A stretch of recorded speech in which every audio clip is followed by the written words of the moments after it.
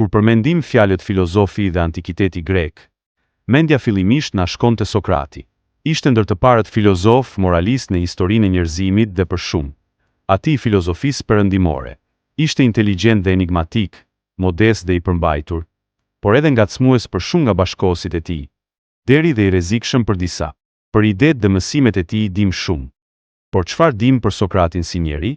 Si jetoi dhe përse thoshte se që fëmijë dëgjonte një zë, dhe cila është ajo gjë që do ta donin të gjithë prej tij. Por kur nuk na e dha, ky njeri nuk transformoi vetëm antikitetin grek, por na ndryshoi formën e mendimit, mësimit dhe kërkimit të së vërtetës.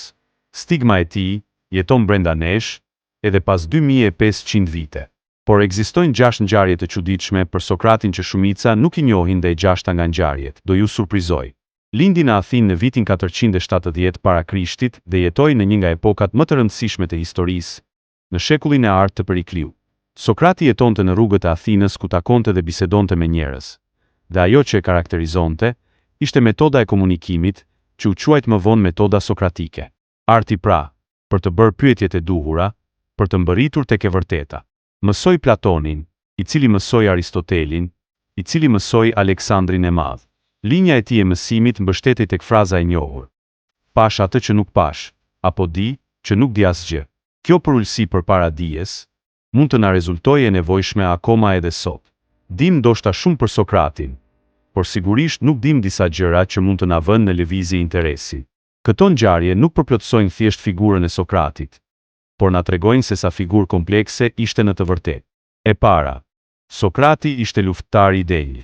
Mori pjesë në betejën e Dilos, Amfipolis dhe në sulmin e Potidias, në këmbën e parë, pas Selanikut. Te kjo e fundit është pikërisht Sokrati, ai që i shpëtoi jetën Alkiviadit, një akt për të cilin nuk pranoi kurrë nderime. E dyta, urrente komoditetin. Ishte indiferent për të mirat materiale, si dhe për nevojat e cekta të trupit. Nuk kujdesej për veshjen, as për ushqimin, as për pijen. Të mendoni që nuk vishte këpucë, si dhe kishte një banesë të thjeshtë. Kur i ofruan falas truall për të bërë një shtëpi, nuk e pranoi. Një qëndrim ndaj jetës, si për të na thënë se pasuria e njeriut është që të mjaftohet me më pak. E treta, dëgjonte një zë në kokë, atë që e quante demonin e tij. Demoni, në kuptimin e atëhershëm të termit, nënkuptonte një udhërfyes shpirtëror që i thoshte çfarë të bënte dhe çfarë të mos bënte. Atë që sot do e quanim një zë të brendshëm, që duket se e drejtonte, ndoshta dhe drejt së ardhmes.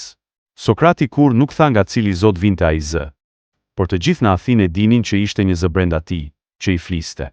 Kjo është dhe një nga arsyet pse u akuzua, pse u dënua dhe në fund u vra, me justifikimin se po injektonte demon apo perëndi të tjerë në shoqërinë e Athinës. E katërta, nuk shkroi absolutisht asgjë. Fatkeqësisht, ai nuk shkroi asgjë, asnjë frazë, asnjë fjalë apo gërm. Të mendoni që është një prej filozofëve më të rëndësishëm deri në ditët tona, që ka ndikuar në formën e mendimit gjithë njerëzimin, dhe që nuk la pas asnjë fjalë të shkruar. Ato që dim për Sokratin, i mbartim nga nxënësi i tij Platoni, që e bëri personazhin kryesor në dialogjet e tij. Gjithashtu disa shkrime nga Kenofonda dhe Aristofani. Po pse vallë nuk shkruante? Sepse Sokrati besonte se dia e shkruar ishte e vdekur, asaj nuk i drejtoje dot pyetje, nuk e sfidoje dot, nuk e vije dot në dyshim. Ai preferonte bisedën e gjallë, dialogun, interaktivitetin. Dhe e pabesueshmja është që edhe pse nuk shkroi asgjë, filozofia e tij mbërriti deri tek ne dhe vazhdon të ndikojë botën. Kjo është potenca reale e dijes, që transmetohet nga njeriu tek njeriu. E pesta, bashkohësit e tij e tallnin. Këtë njeri që sot e konsiderojmë një prej stokastikëve më të mëdhenj të epokave. Disa bashkohës të tij athinjot e shikonin si të çuditshëm. Poeti komik Aristofani shkroi një vepër që quhej Nefelët, ku prezantonte Sokratin si një njeri allokoto, filozof të çuditshëm, që u fliste reve dhe u mësonte njerëzve idiotësi. Komedia në fjalë u bë e famshme dhe shumë athinjot bazuan opinionin e tyre për Sokratin duke ju referuar asaj. Kjo na tregon diçka të rëndësishme, atë se të vërtetat e mëdha, ide të rëndësishme, shpesh, në epokën e tyre duken të çuditshme. Ajo që sot e konsiderojmë si mençuri, dikur mund të dukej diçmenduri. E gjashta, mund të arratisej, por nuk pranoj. Dhe mbërrim në ngjarjen e fundit më të çuditshme. Sokrati u dënua me vdekje, për mendimet e infektuara, dëmprurse dhe mos respekt ndaj perëndive. Kishte mundësinë të arratisej, por e mohoi në mënyrë kategorike. Në vitin 391 para Krishtit, në moshën 70 vjeç, Sokrati ju nënshtrua dënimit me vdekje. Akuzat ishin se po fuste perëndi të reja në shoqëri dhe se korruptonte mendjet e të rinjve. Por, disa mendojnë se shkaku kryesor i dënimit me vdekje ishte politik, pasi shumë prej nxënësve të tij ishin lidhur me lëvizjen antidemokratike. Por këtu hasim edhe të pazakontën. Miku i tij Kriton kishte bërë gati planin e aratisjes të tij të sigurt. Por Sokrati, edhe pse mund të vazhdonte të jetonte, nuk pranoi duke thënë: "Nuk mund të thyej ligjet e qytetit tim, edhe nëse më ndëshkojnë padrejtësisht.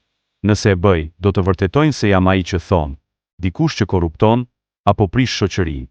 Kështu, një ditë si gjithë të tjerat, i rrethuar nga nxënësit dhe miqt, piu helmin. Orët e fundit i kaloi duke filozofuar për pavdekshmërinë e shpirtit. Nuk kishte frikë dhe nuk ankohej. Përballej me vdekjen me të njëjtën paqe me të cilën përballej me jetën. Për epilog të sa më sipër, theksoj: "Ky është besimi absolut tek parimet e tua, edhe pse mund të të kushtojë jetën."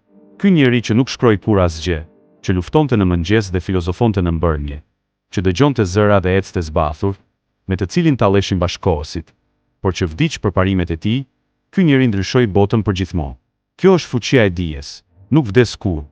Kalon nga brezi në brez dhe nga epoka në epokë, duke sfiduar materjen, paran dhe çdo pushtet të përkohshëm. Mast Channel. Please subscribe.